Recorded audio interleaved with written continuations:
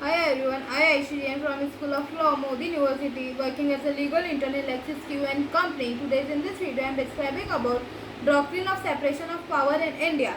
India state represent a contemporary approach in constitutionalizing the doctrine of separation of power. Essentially, there is no strict separation of power under Constitution, both in principle and in practice. In India, there are three distinct activities in the government, though through which the will of the people was expressed.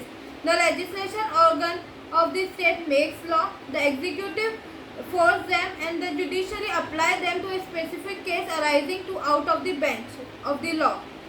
Each organ, while performing its activity, tend to interfere in its way of working of another functionary because a strict domestication of function is not possible in their dealing in general public.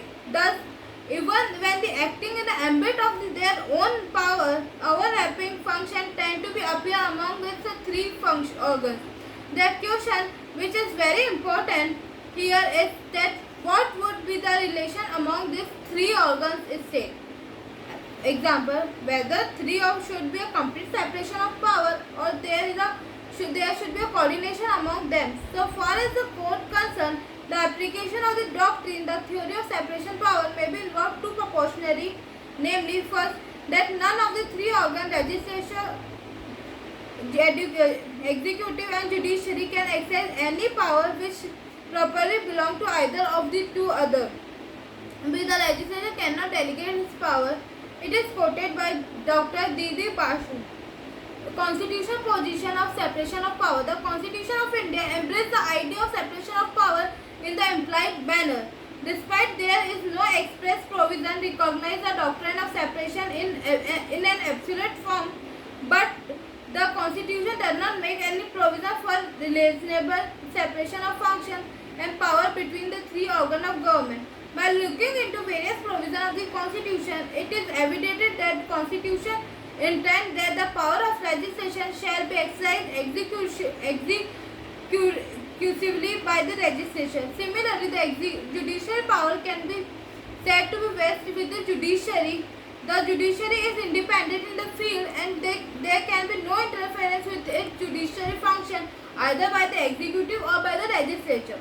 Also, the executive function of the union and state are vested in president and the government respectively. The Constitution of India lays a functional separation of the organ of the state in a specific manner as provided. Article 50.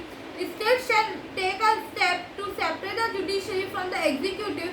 This is the proper purpose of ensuring the independence of judiciary. Article 122 and 212.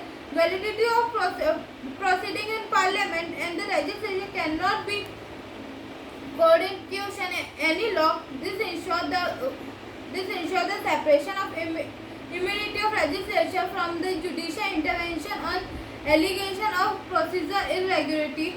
Judicial conduct of a judge on a Supreme Court and a High Court cannot be discussed in Parliament and the state legislature. According to the Article 121 and 122 of the Indian Constitution, Article 53 and 154 respectively provided that the executive power of the Union and the state shall be vested in the President, with the President and the Governor, and they enjoy immunity from the civil and criminal liability. Article 361, the President of the Governor shall be answerable to any court for exercising and performance of the power and duties of his office. Legislation behind exercising lawmaking power, exercise judicial power in case of bench of his privileging impeachment of the president, removing of the judges. Executive may further affect the functioning of the judiciary by making appointment to the officer of the chief justice and other judges.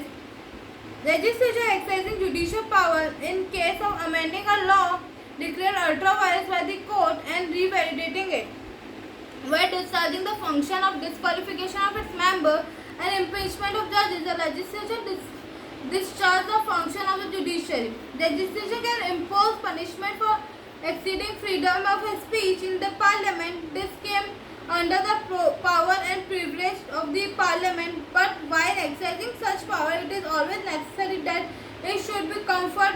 with a due process. The head of each governmental ministry is a member of the legislation, thus making an executive and internal part of the legislature. The Council of Ministers, whose advise the President and the Governor act, are the elected member of the legislature only.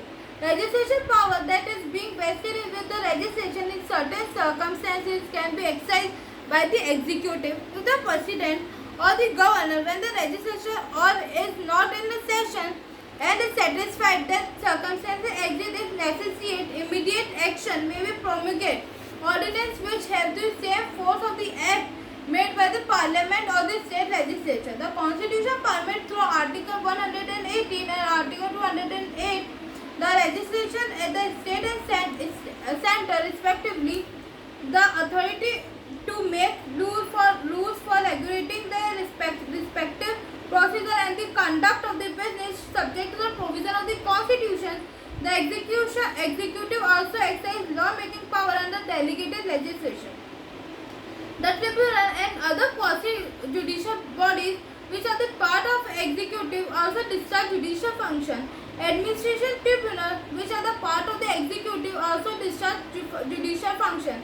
Higher the administrative tribunal should always have a member of the judiciary. The higher judiciary is conferred with the power of supervising the function of subordinate court.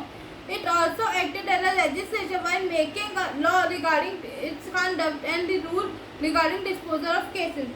Behind the functional overlapping, the Indian scenario also lacks the separation of personnel among the three departments. Applying the doctrine of the constitutional limit and the trust in India scenario, a system is creating where none of the organ can be usurped the function or the power which is assigned to another organ by the express or necessary provision.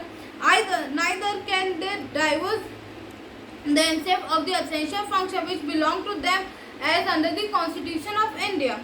Instead, it creates a system consisting of the three organs of the government and confer upon them both exclusively and overlapping function of the government power and function.